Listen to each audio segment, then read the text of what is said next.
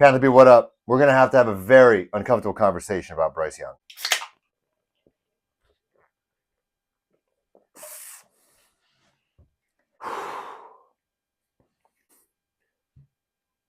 Panthers lose 47 to 10 in New Orleans. An absolute beatdown. The game was done after about 5 minutes. I saw the third down logo, and I thought it was third quarter, and I was actually relieved. Then I saw it was still the second quarter, and I was aghast. I was blown away by just how incompetent this Carolina Panthers team was. And again, this is the post game, so I'm just going to be real. I'm just going to be, free flowing. I'm going to be thinking out loud about a bunch of stuff. I will caveat all this by saying it's early, very early. This is basically a preseason game for Bryce Young Company. We're going to get a little bit more on that. Could they get better? Yes. It is a long season. They added an extra game, for gosh sakes. You cannot get worse than that, or can you? We've been saying this for a long time, since 2020. It can't get any worse than this, right? But for those who are uninitiated right now, Carolina Panther fans they have PTSD. We have PTSD. People who do content creation to cover this team, we're crazy. We're wild. Why are we doing this? But we've been burned by Matt Rule. That 7-year deal. Like, don't beat yourselves. And don't even get me started maybe how Matt Rule may have gotten the most out of this team compared to everybody else. Frank Reich, they sold us on this all-star team that was going to coach up this Heisman-winning quarterback from Alabama. And, we thought amazingly we're going to win the division. I thought we were going to win 13 games last year. We were burned in the worst kind of way. So now heading into this season, we're a little bit more realistic. You guys are making us look real dumb. And by you guys, I mean the Panthers. Like Tepper, Dave Canales, Dan Morgan, Bryce Young, Jonathan, everybody. You guys are making us look real dumb. Because every single day we go on our group chats, and I have a group chat out of my friends, and they're all Bills fans, Seahawks fans, Eagles fans. Every day I get a Caleb Williams highlight, I get a CJ Stroud highlight, and then I get a knock about Bryce Young. And then in my head I'm like, no, guys. I'm being reasonable here. I know he didn't have a great season last year, but this year, look, they built an interior offensive line. They actually got some proven NFL players. They got a physical freak as a rookie wide receiver. They're building around him with the offense. They're giving him a QB-friendly coach. They're coaching him the way that he wants to be coached. They're making plays the way he wants to play. They're doing everything for him. But again, I'm keeping my expectations low. I did not expect them to be that flat-footed, that unprepared it looked like, just not cohesive whatsoever, right off the gate. Bryce Young, 13 for 30, 161 yards, 5.4 yards per attempt, 2 interceptions. Now, you checked out my last video when I predicted the Panthers to win tight. Because it's a division game, I thought Bryce was going to throw a pick early. I said that. Check it. I said he was going to throw a pick early, and then he was going to rebound, and then he'll kind of find his footing. And then Dave Canales, as I wanted him to do, move the sticks, Daniel Jeremiah, Bucker Brooks suggested you empty the clip. Just put all the plays out there. And it didn't happen. It didn't materialize. And if there's one thing I came away with from that game is that after watching the Thursday night game with Lamar Jackson taking on Patrick Mahomes, the Ravens basically put everything on Lamar Jackson. Everything. He's kind of like Cam Newton in terms of his raw athleticism, his proficiency as a passer. Everything is on him. He does not have the receiving. I think he'd actually do well with our receiving core. But the receiving core that he's got tight ends, Isaiah Likely is an absolute beast. I wanted him for the Carolina Panthers out of Coastal Carolina. I did. Check the tape. But, they put a lot on Lamar Jackson. But it seems like Lamar Jackson can handle it to a point. And then eventually, it kind of like our defense, it gets to a point where it just breaks, and then it just doesn't work out in the end. But throughout the majority of the game, Lamar Jackson puts you in a position to win. But we all understand you can't do that. As Carolina Panthers fans, we see that with Cam Newton. Like, you just can't always rely on Superman to be Superman every single day. Bryce Young, I don't trust him to even attempt that, to make him be Superman. He was a liability for a majority of the game.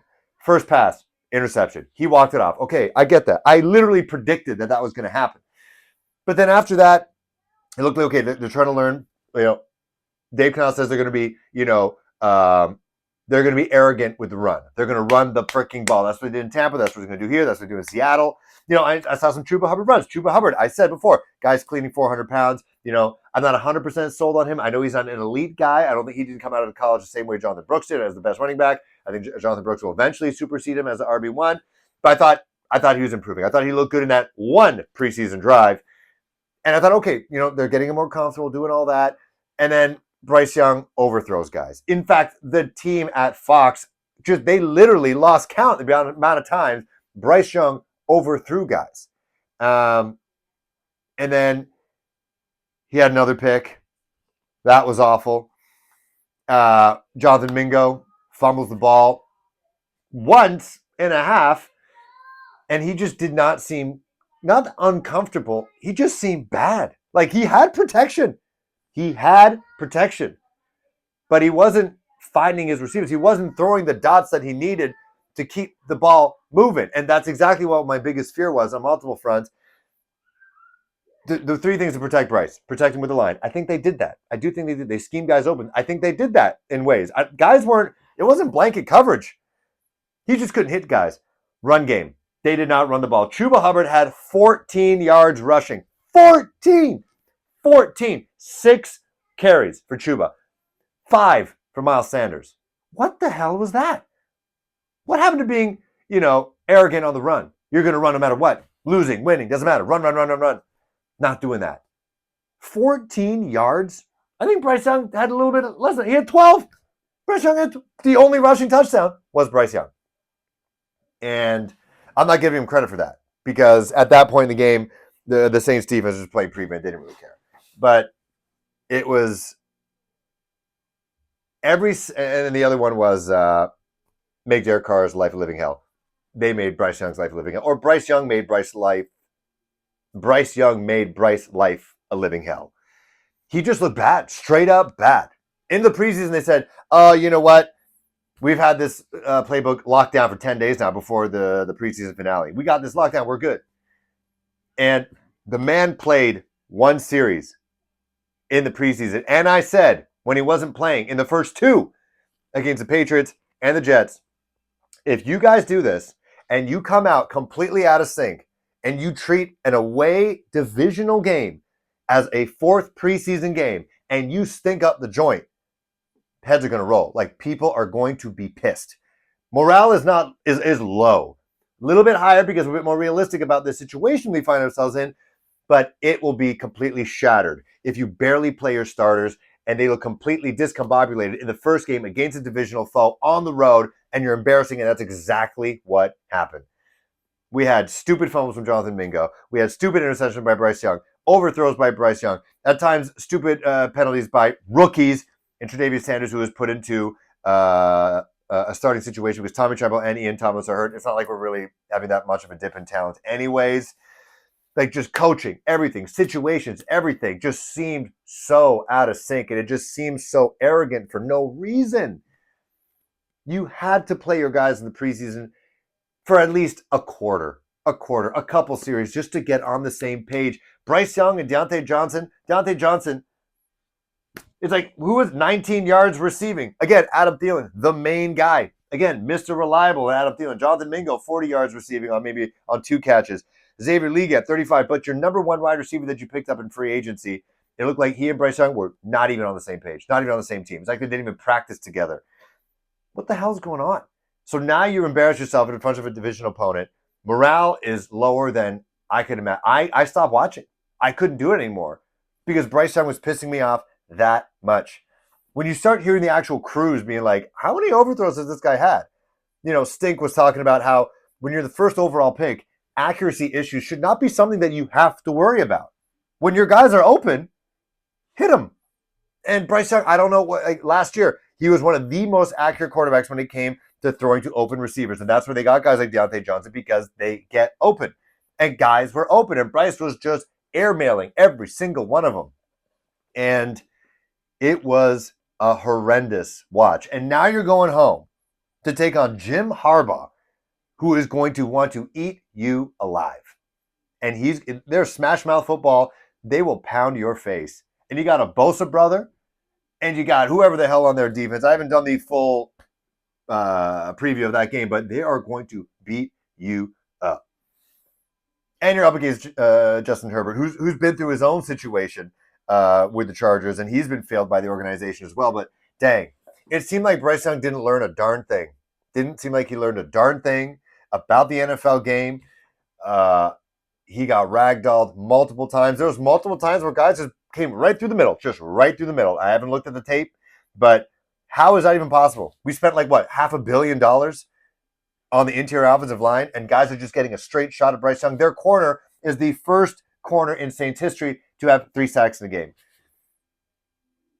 Just ridiculous. Like, I'm just looking at Twitter machine right now. Joe Person, Adam Thielen says, they're not going to go back to last year. Sure, you're not.